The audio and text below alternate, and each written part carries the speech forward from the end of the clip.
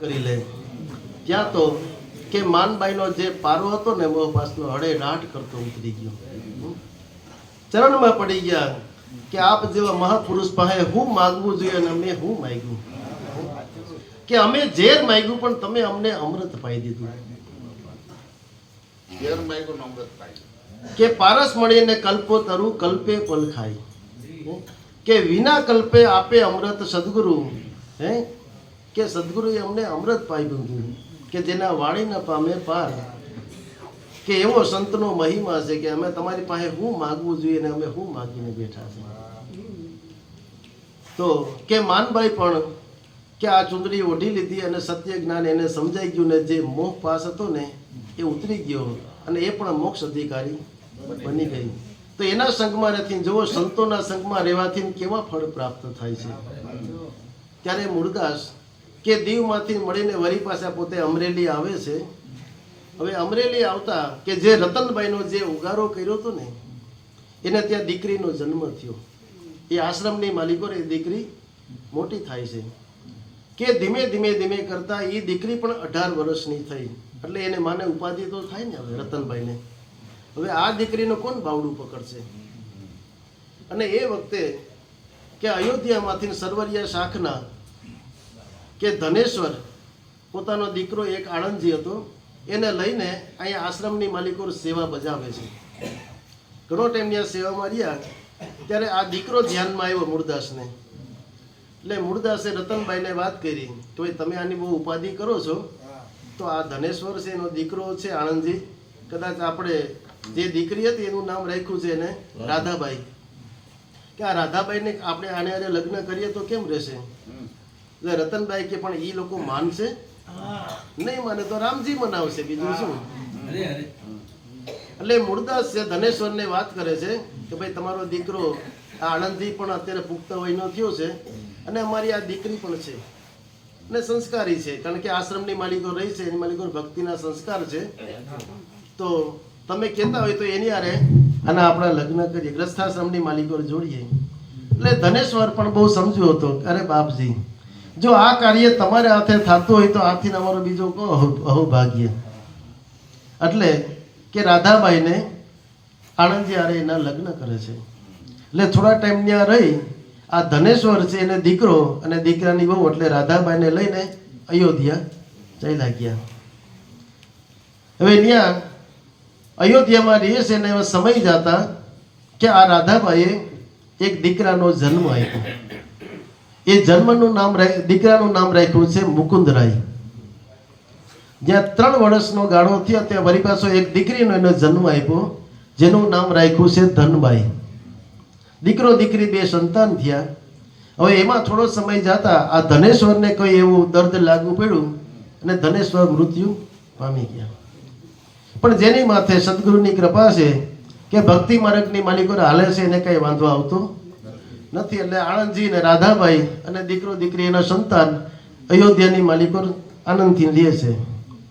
જ્યાં થોડા ટાઈમ ન્યા રહ્યા ત્યાં તો અમરેલીથી સમાચાર આવ્યા કે આ રતનબાઈ છે એનું મૃત્યુ થઈ ગયું છે.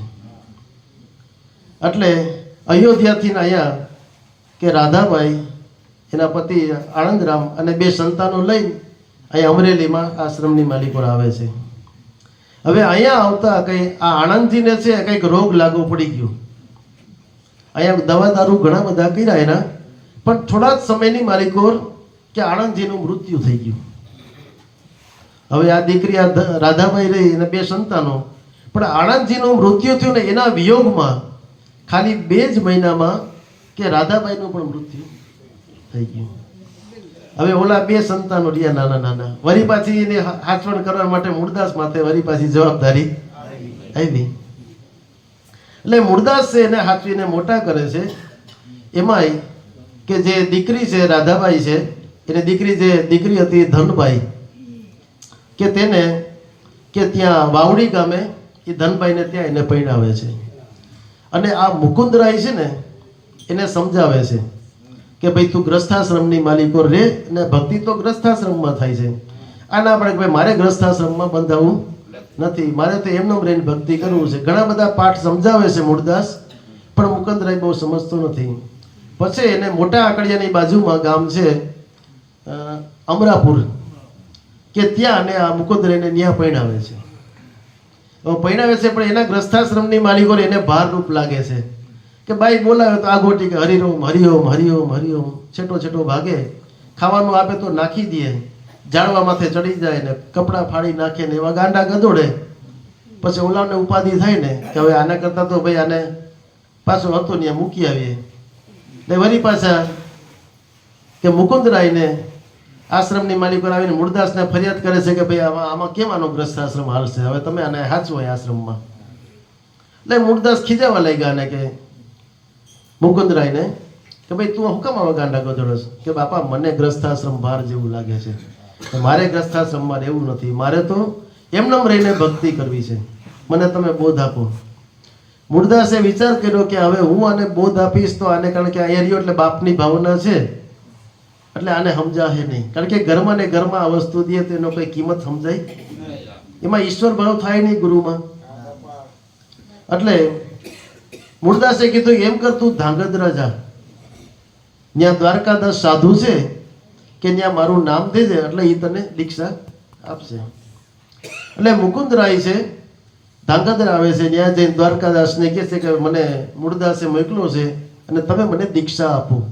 ઓહો, અરે મૂળદાસની તો કે જ્ઞાન સરિતામાં અમે નાયે છે કે અમારું કામ નહીં ભાઈ કે તને હું દીક્ષા આપું, તું એલા તું ન્યા રહ્યો તો અમે તો એની ગંગામાં અમે નાયે છે, માટે એમ કર કે તું વાંકાનેર જા, ત્યાં કલ્યાણદાસ સાધુ છે ને તું ન્યા જા ને એને કહેજે એટલે એ તને ઉપદેશ આપશે. એટલે ત્યાંથી વાંકાનેર આવે છે. વાંકાનેર આવીને કલ્યાણદાસ સાધુને કહે છે કે ભાઈ મને મૂળદાસે ધાંગધ્રા મોકલો હતો, ત્યાંથી દ્વારકાદાસે મને તમારી પાસે મોકલો છે તો મને તમે દીક્ષા આપો. કે ઓહો, અરે ભલા માણસ, તને મૂળદાસે મોકલો તો? એ મૂળદાસની જ્ઞાન સરિતામાં તો અમે નાયે છે, વાત સમજો, અમારું કામ નહીં. એમ કર તું સરદારમાં જા કે ત્યાં તુલસીદાસનો આશ્રમ છે કે તું ત્યાં ઈ તને ઉપદેશ કરશે. એટલે આ સરદારમાં આવે છે, આશ્રમની માલિકો સેવા બજાવે છે. એમાં રામાનંદ ફરતા ફરતા ફરતા અમરેલીમાં આવ્યા, મૂળદાસના આશ્રમમાં રોકાણ. એટલે મૂળદાસે તપાસ કરાવી કે અત્યારે મેં મુકુંદરાને મોકલાયો તો અત્યારે છે ક્યાં. તપાસ કરતા ખબર પડી કે ભાઈ સરદારમાં તુલસીદાસનો જે આશ્રમ છે કે ત્યાં સેવા બજાવે છે. એટલે રામાનંદને પણ કીધું કે તમારો આશ્રમ પણ સરદારમાં છે? તો કે હા, તો મારો દીકરો છે હમણાં ખૂબ રેખડો છે, હવે તમે એનો ધડો બાંધજો અને એને તમે હવે ઉપદેશ આપજો એને કે. તો કે હા, મારી પાસે આવશે એટલે હું એને આપીશ. તો ત્યાંથી નીકળીને સરદારમાં જઈને રામાનંદ છે જ્ઞાન ગંગા વહાવે છે. અનેક જિજ્ઞાસુ આ જ્ઞાન ગંગાનો લાભ લે છે. એટલે મુકુંદરાય પણ એ સત્સંગ સાંભળવા માટે જાય છે. એટલે તુલસીદાસ ના પડે કે ભાઈ તારે આપણો આશ્રમ મૂકીને ક્યાંય બીજા કોઈને ત્યાં સાંભળવા તારે જવું નહીં, અહીંયા જ રહેવાનું. બોલો કે ભાઈ હું તો જવાનું, કારણ કે મને ત્યાં સત્ય જ્ઞાન સમજાય છે, મારું મન ત્યાં ઠરે છે, મારા મનના જે પ્રશ્નો છે એનો જવાબ બધા મને મળે છે, એટલે હું ત્યાં જઈશ. એટલે ત્યાં જઈને પછી રામાનંદને વિનંતી કરી કે ભાઈ તમે મને ઉપદેશ કરો. તો કે હા, મને મૂળદાસની ભલામણ પણ છે, પણ એમ કર તું તારા ગુરુને પૂછીને પછી આવજો. તો કે ના, એ મારા ગુરુ નથી, હું તો ખાલી આશ્રમની માલિકો, હું સેવા જ કરું છું. તો એમ કર તું છે ને બંધિયા ગામે આવજે, હું ત્યાં તને ઉપદેશ કરીશ. એટલે પછી ત્યાંથી રામાનંદ ફરતા ફરતા બંધિયા ગામે ગયા, પાછળથી મુકુંદરાય ત્યાં જાય છે. એટલે મુકુંદરાયને ત્યાં એને ઉપદેશ આપે છે કે ઉપદેશ આપીને કહે છે કે આજથી તારું નામ છે મુકુંદરાયની જગ્યાએ હવે આજથી તારું નામ મુક્તાનંદ સ્વામી. જે સ્વામિનારાયણ સંપ્રદાયના જે પ્રખર પુરુષો છે એ એનું જીવન આવું છે. આપીને એને નામ પાડ્યું કે આથી તારું મુક્તાનંદ સ્વામી. કે ત્યાં થોડા ટાઈમ રોકાઈને કીધું કે લોજનો જે આશ્રમ છે એ ત્યાં તમે સંભાળો. એટલે લોજના આશ્રમની માલિકો આવી અને મુક્તાનંદ સ્વામી ત્યાં ગુરુ મહારાજનું સ્મરણ કરે છે અને બધાને આ જ્ઞાન ગંગાનો લાભ દે છે.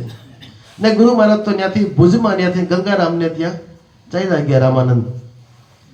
હવે એમાં થોડો સમય જતા કે નીલકંઠ વર્ણી મહારાજ કે ફરતા ફરતા ફરતા અહીંયા લોજ ગામના આશ્રમની માલિકો આવ્યા. હવે ત્યાં આવ્યા એટલે મુક્તાનંદ તો રોજ કાયમી માટે ગુરુ મહારાજમાં સ્મરણ કરે ને એનું દર્શન કરે, સમાધિ લગાડીને બેહે. એટલે નીલકંઠ વર્ણી મહારાજ કહે છે, સંન્યાસી મહારાજ, કે ભાઈ તમે કેનું ધ્યાન ધરો છો? કે ભાઈ હું તો મારા ગુરુ મહારાજનું ધ્યાન ધરું ને એના દર્શન કરું ને આનંદ લીધું છું.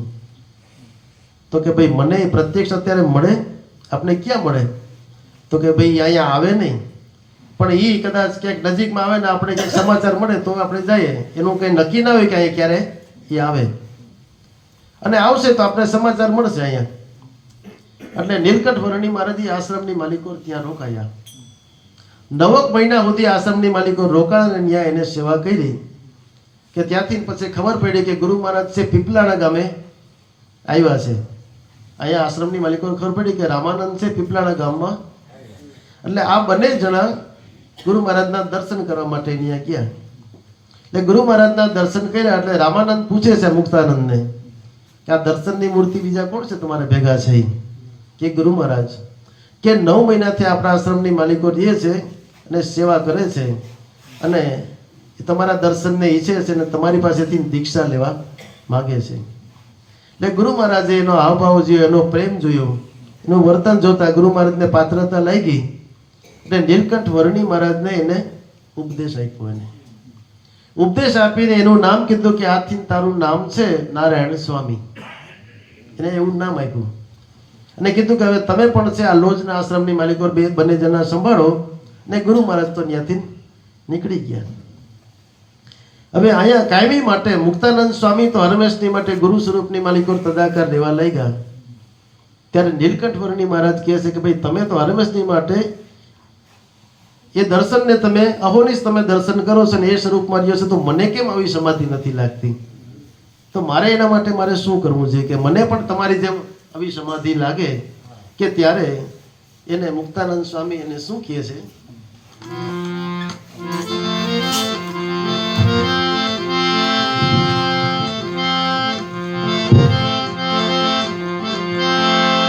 મનડું રંગાણા વિના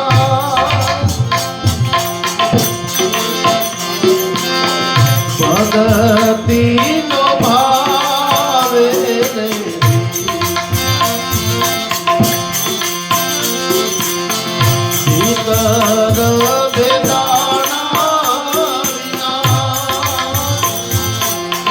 સમાધિ નો આવે.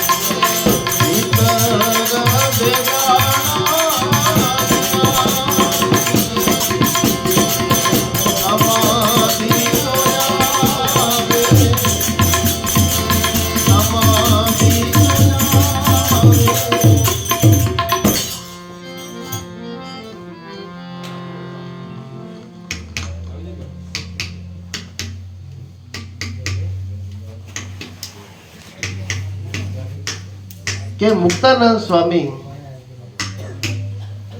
કે નારાયણ સ્વામીને કહે છે કે ભાઈ આ સમાધિ ન આવે એનું કારણ કે જ્યાં સુધી મનડું રંગાડતું નથી. મનડું રંગાડા વિના સમાધિ ન આવે.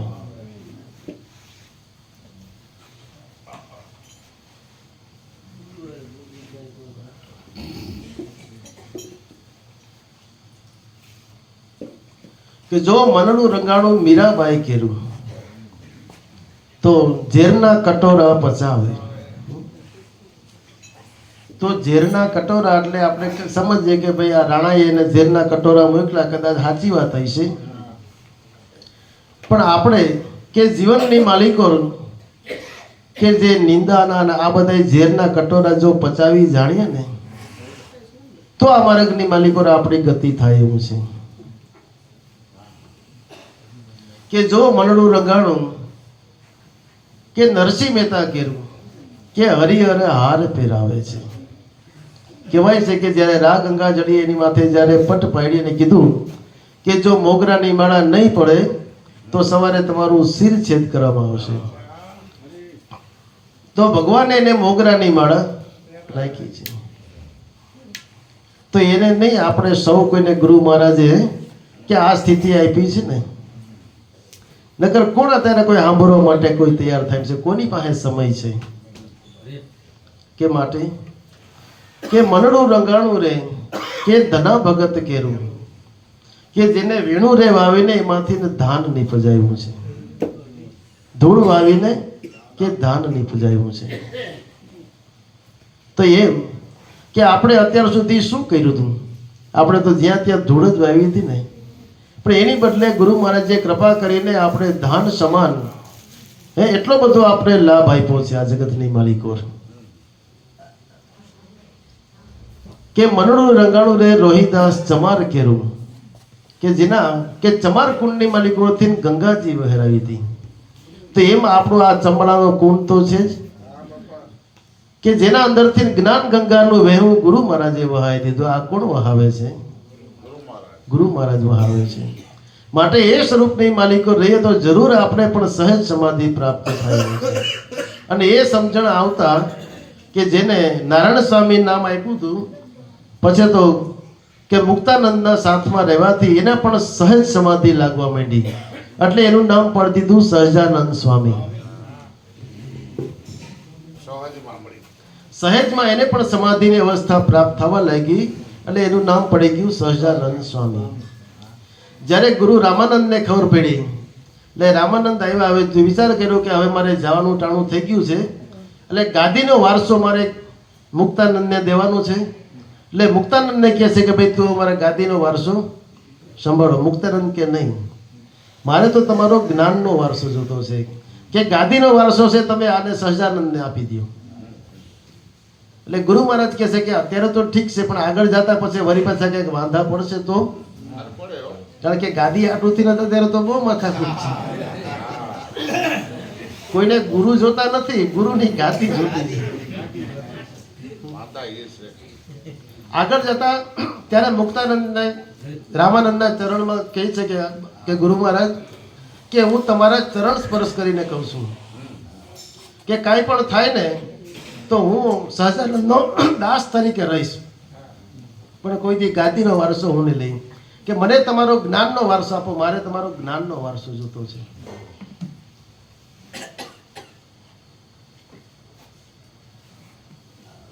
અને પોતે જ્ઞાનનો વારસો લીધો અને સહજાનંદ સ્વામીને જેને ગાદીનો વારસો આપી દીધો. કે જો કે મૂળદાસની કેવડી મહેનત. આવા બે પ્રખર પુરુષો આપણે સ્વામિનારાયણ સંપ્રદાયની માલિકો મળ્યા છે ને, સહજાનંદ સ્વામી ને મુક્તાનંદ સ્વામી. જો એનો સંતોનો કેટલા દાખલા છે. જે રતનબાઈનો ઉગારો કર્યો ને એને ખબર હતી કે આમાંથી નવું રતન પાકશે, તો આજ આપણે એનો લાભ લઈએ છીએ ને. એટલે સંતોના મહેનતાણા ઓછા નથી. પોતાના જીવન આખા એની માલિકો એને અર્પી દીધા છે, કારણ કે એને એમાં મહેનત નહીં પડી હોય. અને મૂળદાસને સમજાવવા હાટુથી આખું જીવન એની માલિકો એને ગાળી નાખ્યું છે. ત્યારે કે મૂળદાસ વળી પાછા પોતે અમરેલી આમાં આવીને જ્ઞાન ગંગા વહાવે છે. કે એવામાં કે અમરેલીની માલિકો એક ઘેલા સેટ કરીને હતા, એના પોતાના પિતાજીની વાહે 84 કરેલી છે. એટલે બ્રાહ્મણોને જમાડ્યા છે. જમણવાર ચાલુ છે, એમાંથી કોઈ જાણે 2-4 ગાયું વચ્ચે કે નીકળી. એટલે આ ઘેલા શેઠને એમ થયું કે આ ગાયોને હાંકી કાઢું. એટલે હાથમાં બડીઓ લઈને અને ગાયોને હાંકવા જાય છે. એમાં એક ગાયને માર્યું, કોઈ જાણે ગાયને શું લાગ્યું તો ગાય પડી ગઈ, ત્યાં મરી ગઈ. એટલે ઓલા બ્રાહ્મણો ખાતા ખાતા ઉઠા થઈ ગયા કે આ તો ગૌ અત્યારે આનું ન ખવાય. ઓલા બ્રાહ્મણો બધા ઊભા થઈ વહી ગયા. કે ત્યારે ઓલા ઘેલા શેઠને બહુ ઉપાધિ થઈ કે હવે શું કરવું. એક તો 84 કરી હતી બાપુજીની વાહે, ને હવે હું ગવત્યારો કહેવાનો. પછી એને નિવારણ માટે ઘણા બધા એને પ્રયાસ કર્યા, પણ મનમાંથી ઓલો ડંખ જાય નહીં કે ભાઈ હું તો ગવત્યારો બન્યો. અને દિન પ્રતિદિન એને ચિંતા થતા નબળા પડવા લાગ્યા અને પીડા પડવા લાગ્યા. હવે એમાં કે જામનગરથી એના મામા ની આવ્યા અને તપાસ કરી કે ભાઈ તમને આ શું એટલો બધો રોગ લાગુ પડી ગયો છે. એટલે એને પેટ છૂટી વાત કરી કે ભાઈ આવી રીતે બન્યું છે ને ત્યારથી મારા મનમાંથી આ ડસ જાતો નથી કે હું તો ગવતી, હવે આમાંથી મારે આ પાપમાંથી મુક્ત કેમ થવું. અરે ગાંડા, તીરથ તો તારા ગામમાં જ છે, તું હું કામ અડિયું બધું કાઢે છે. કે કોણ? અરે આ મૂળદાસ છે ને, એ મહાપુરુષ છે. મેં એનું પ્રગટ પ્રમાણ જોયું હતું. દરબારગઢમાં આવ્યા હતા ત્યારે રાજરતન નામના કુકડાને એને સજીવન કર્યો તો મેં ત્યારે હું હાજર હતો. કે તીર્થ તો તારા ગામમાં છે. તરત જ મૂળદાસ પાસે લઈ ગયા અને મૂળદાસે કીધું કે ભાઈ આને આવું મનની માલિકો એવી શંકા છે કે હું ગવત્યારો બન્યો આટલા બધા પ્રયાસ કર્યા પણ છતાં મનમાંથી જાતું નથી. મૂળદાસ કેમ કરો, તમે મંદિર આવીને જાવ, એ રામલો છે ને આ બધું કરશે. પેલા કે હવે મારે ક્યાંય નથી જવું, બસ તમારા ચરણ સિવાય અમારે બીજે ક્યાંય જવું નથી, અમારે મંદિર હવે ક્યાંય જવું નથી. ત્યારે એને મૂળદાસ કહે છે તો એમ કરો, ગિલા શેઠને કીધું કે ઘરે જઈને તમે કાળા કપડાં પહેરી આવો. કાળા કપડાં પહેરીને અને બેસાડ્યા અને ધીમે ધીમે કરીને ગુરુ મહારાજે એના જે કપડાં કાળા હતા ને એના સફેદ કરી દીધા. એટલે મનમાંથી એનો જે દંશ હતો ને એ પણ કાઢી નાખ્યો અને પોતે પાપમાંથી પોતે મુક્ત થઈ ગયા. એવું મનની માલિકો એને નક્કી થઈ ગયું.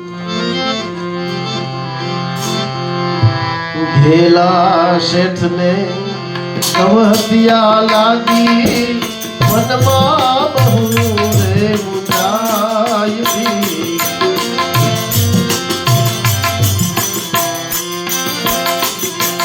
ઘેલા શેઠને કવતિયા લાગી, મનમાં બહુ રે મુંજાઈ.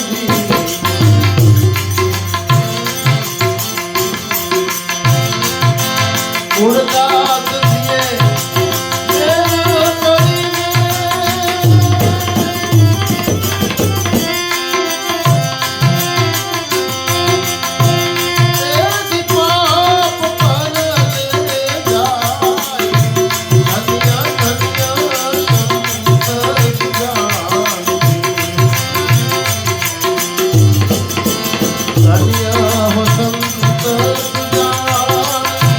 સત્ય ભક્તિ દાન દેના, ધન્ય ધન્ય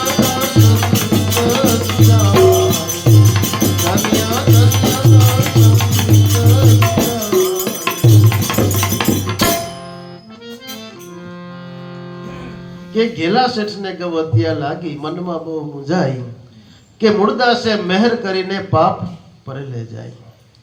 કારણ કે पाप की पार न पहुंचे वो लात की बात में लिख ले, के ध्यान धर के ध्रुव बैठ के वो दया का मार्ग देख ले. वो दया का मार्ग देख ले तो सुदामा का मोल सोन में सुनिया, के हरि नाम पर हाजर रे, के भरोसो पड़े એને ભ્રમણા ભાંગે, કે આ મેદાનમાં પડ્યો છે તારાથી લેવાય તો લઈ લે, ભેદ તો પડ્યો છે ચોક મેદાનમાં તારાથી લેવાય તો લઈ લેજે.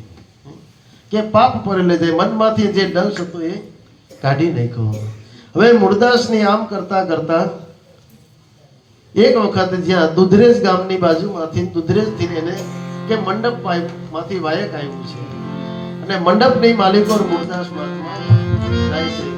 કારણ કે અંબોજી ને સઠોજીએ ત્યાં મંડપ રાખ્યો છે.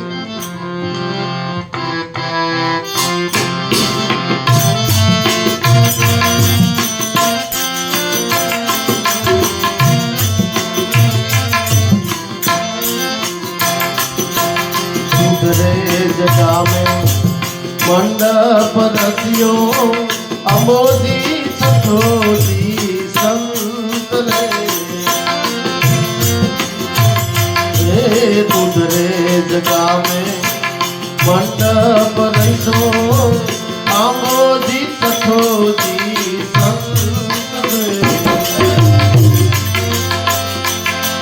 મૂળદાસ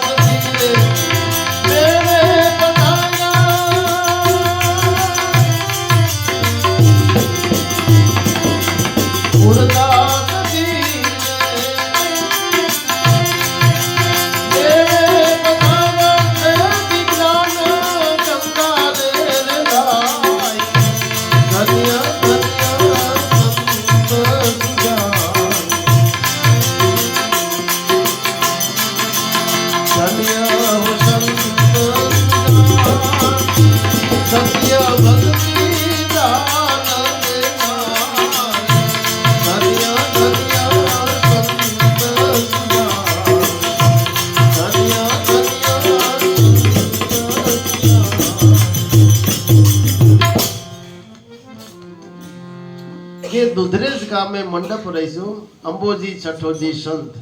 છઠોજી એટલે કે સષ્ટમદાસ, કે જે ભાણ સાહેબના ગુરુ, એ ત્યાં પધારેલા. ત્યારે મૂળદાસ પણ તે મેળે ગયેલ. ત્યારે બધાએ કીધું કે મૂળદાસ કે તમે કાંઈક લાભ આપો. અરે હું શું લાભ આપું, તમે આટલા બધા છો, જે કયો છે બધું બરોબર છે કે નહીં. ત્યારે જ્યારે આટલા બધા સંતો ભેગા થાય ને ત્યારે બ્રહ્મ સત્ર બનાવે છે. એટલે બધાય મળીને એકને નક્કી કરીને કહે છે કે ભાઈ તમે બોલો ને બીજા બધાય આપણે સાંભળીએ. આમાં કોઈ નાનું મોટું હોતું નથી, બધાયની ગાંઠે લાલ છે, આમાં કોઈ કંગાલ નથી. બધાયને ગુરુ મહારાજે હરખું જ જ્ઞાન સંપાદન કર્યું છે, આમાં કોઈ નાના મોટા નથી. પણ બધાય મળીને એક ને કે ભાઈ તમે બધાય એકારે બોલે તો કોણ કેનું સાંભળે? એક જણો બોલે ને બીજા સાંભળે. ત્યારે મૂળદાસ છે જ્ઞાન ગંગા રેલાવે છે ને બધાને આનંદ આપે છે. પછી તે બંને પુરુષો પણ પાછા ગોંડલ આવે છે અને ગુરુ પૂજન છે, તેથી ગુરુ પૂર્ણિમા છે. એટલે ત્યારે જીવનદાસ નોલંગરી મહારાજની પ્રતિમા સામે કે પોતે પૂજન કરે છે અને બંને પુરુષો પણ ભેગા આવે છે અને અમરેલી લઈ આવે છે. ત્યાં ઘણો ટાઈમ ત્યાં સત્સંગ સેવા કરે છે. પછી બંને પુરુષો તો ત્યાંથી હાલ્યા ગયા. એ વખતે કે જે સેવાદાસ ને શીલદાસ ને રામદાસ ને હતા, એને મૂળદાસને કીધું કે મૂળદાસ અમારી ઈચ્છા છે કે અમે તીર્થમાં ફરવા જવું છે. તો કે હા ભાઈ તમે તારે જાઓ, તમે બધા ગુણિયલ પુરુષો છો કે ગમે ત્યાંથી જાઓ તમે ગુણ ગ્રહણ કરીને આવશો. ત્યારે મૂળદાસ એને શું કહે છે, થોડીક એને શાંત કરે છે. એ વખતે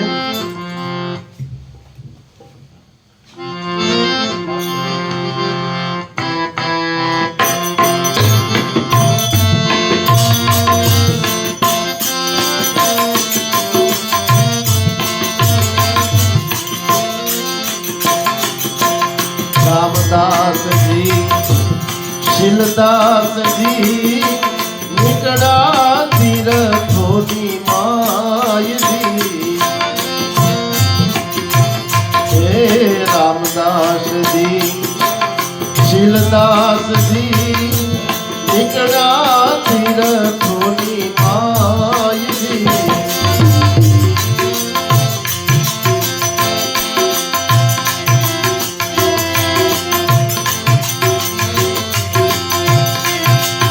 મૂળદાસ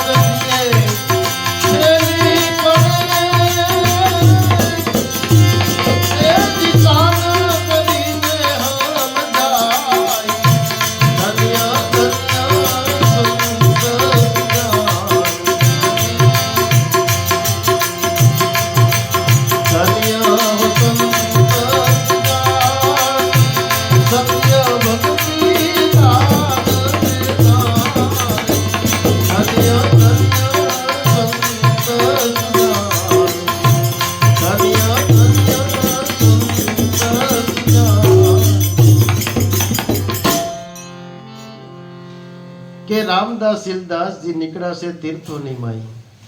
એટલે મૂળદાસ પાસે રજા લેવા ગયા કે અમારે તીર્થમાં જવું છે, અમે તીર્થની માલિકો જઈએ. કે હા તમ તારે નીકળો, બધા તમે ગુણિયલ પુરુષો છો કે ગમે ત્યાં જાઓ ત્યાંથી તમે ગુણ ગ્રહણ કરશો. કારણ કે જેની ગુણ ગ્રહી વૃત્તિ છે ને એ તો ગમે ને જાય ત્યાંથી ગુણ ગ્રહણ કરીને આવે છે. કે જેમ મધની માખી તરબા ઘેલી એક ત્રાપો, કે સૌ સંતોએ મળીને કર્યું છે વલોણું અને માખણ ઉતાર્યો છે મણ પાકો. જેમ મધની માખી હોય ને એવું હોતું નથી કે ખાલી ગુલાબના ફૂલમાંથી ને રસ લઈને મધપૂડો બાંધે. એ તો ગમે ત્યાં જાય, આવડ બાવડ ગોવડ અને ક્યારેક ક્યારેક તો ગારામાં બેઠી હોય એમાંથી પણ રસ લેતી હોય તો આ સબરસ કેરો મધપૂડો બાંધી શકે છે.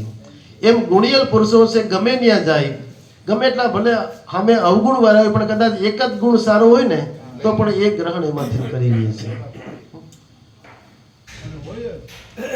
કે માટે તમ તારે ભલે ખુશીથી બધાય નીકળો. મૂળદાસ એને શાન કરે છે કે મારું બધું વીજળીના ચમકારા જેવું હવે છે ભાઈ. પણ આ લોકો કઈ શાનમાં સમજ્યા નહીં અને ઓલા લોકો ત્યાંથી નીકળી ગયા. પાછળથી મૂળદાસે પાછળ એક સેવાદાસ કરીને જે રોકાણ હતું એને કીધું છે કે ભાઈ કે હવે જો કાલે છે ને 2 દિવસ પછી રામનવમી આવે છે અને મારું હવે મહાપ્રયાણ છે, માટે છેલ્લી તને શિખામણ છે, તારે કોઈને કહેવું હોય તો તું તારે કહી દે મારે રામનવમીનું મારું પ્રયાણ છે. કે ગુરુ મહારાજ તો કે હા, કે કાયમી માટે કોઈ આ દેહ કરીને રહી શકતા નથી, એક દિવસ તો બધાને દેહ છોડી બસ પણ મારું હવે કાર્ય પૂરું થયું છે ત્યારે મૂળદાસની 104 વર્ષની ઉંમર થઈ છે. એવું લાંબુ આયુષ્ય મૂળદાસ જીવા છે અને અનેકને લાભ આપ્યો છે. અને છેલ્લે રામનવમીને દિવસે પોતાનું મહાપર્યાણ છે ત્યારે પોતે શું કરે છે? સંવંત 1835 રામ નવમી ચૈત્રી માસજી. સંવંત 1835 રામ નવમી ચૈત્રી માસજી.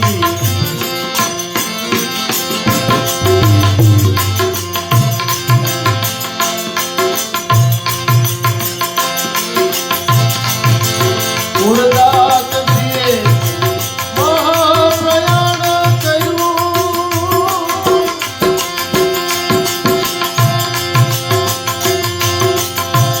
એ જ ગુરુ મારે સમાય.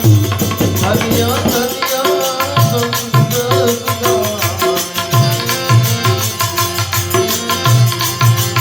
ધન્ય હો સંત સત્ય ભક્તિ રાગ ધન્ય ધન્ય સંત.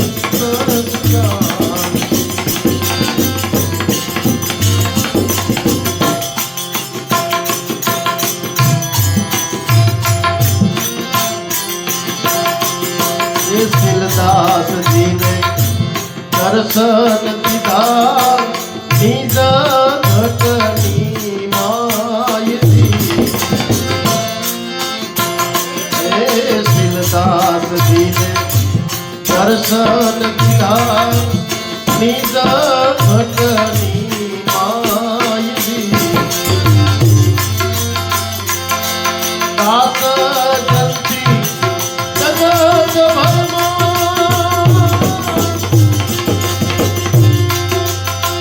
એ જીવનનો જય જયકાર. ધન્ય ધન્ય સંત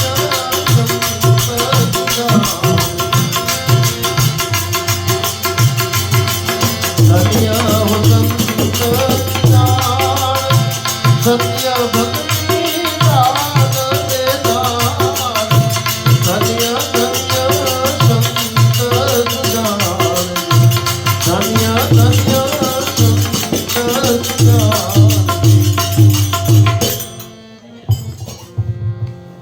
સંવંત 1835 કે રામનવમીને દિવસે મહાપર્યાણ કરી દીધું. જ્યારે તીર્થમાંથી ફરીને આવ્યા જ્યારે શીલદાસ રામદાસ, ત્યારે બહુ એને દુઃખ થયું, બહુ પસ્તાવો કરવા લાગ્યા કે ઓહો ગુરુ મહારાજ અમને છોડીને કાયમી માટે તમે વહી ગયા. બહુ વલોપાત કરવા લાગ્યા કે ત્યારે એને નિજ ઘટની માલિકો ગુરુ મહારાજે દર્શન દીધા. મૂળદાસે કીધું કે શીલદાસ કાયમી માટે કોઈ દેહ કરીને કોઈ ભેગા રહી શકતા નથી. કે શીલદાસને દર્શન દીધા નિજ ઘટની માય કે દાસ જયંતી આ જગત ભરમાં કે કાયમી માટે એનો જગતની માલિકો જય જયકાર થાય છે. તો આવી રીતે સંતોના જીવન છે કેવડું આયુષ્ય અને કેટલાનો ઉગારો કરી પોતાનું કાર્ય સફળ કરી ગયા છે. તો હવે કે આપણે જે કંઈ સમય મળ્યો છે એ સમયનો આપણે સદુપયોગ કરીને હવે જે ગુરુ મહારાજે જે માર્ગ બનતો બતાવ્યો છે બસ એ માર્ગની માલિકો આપણી ગતિ કેમ થાય હવે આપણા પ્રયાણ એ જ હોવા જોઈએ. હવે આપણી વૃત્તિને બીજે કે આડવડી અડે ભટકવા દેવી ન જોઈએ. હવે સમજણ આવ્યા પછી હાલો જ્યાં સુધી ખબર નથી ત્યાં સુધી આપણે જ્યાં ત્યાં રાસ્તા હતા, ન ખાવાનું ખાતા હતા, ન પીવાનું પીતા હતા, ન જોવાનું જોતા હતા, ન જવાની જગ્યાએ જતા હતા. પણ હવે એ બધું મૂકી અને હવે આપણી વૃત્તિને બને તેમ અંતર્મુખ કરવાની વાર છે. અંતરનું સુખ કેમ પ્રાપ્ત થાય હવે આપણો પ્રયાસ એ જ હોવો જોઈએ. કારણ કે જે આત્માનું સુખ છે એ શાશ્વત સુખ છે અને બહારનું જે સુખ છે બધું ક્ષણિક સુખ છે. હવે એ આપણે વિવેક છે, આપણે એ જ્ઞાન થયું છે તો આપણું પ્રયાણ પણ હવે શાશ્વત સુખ બાજુ હોવું જોઈએ.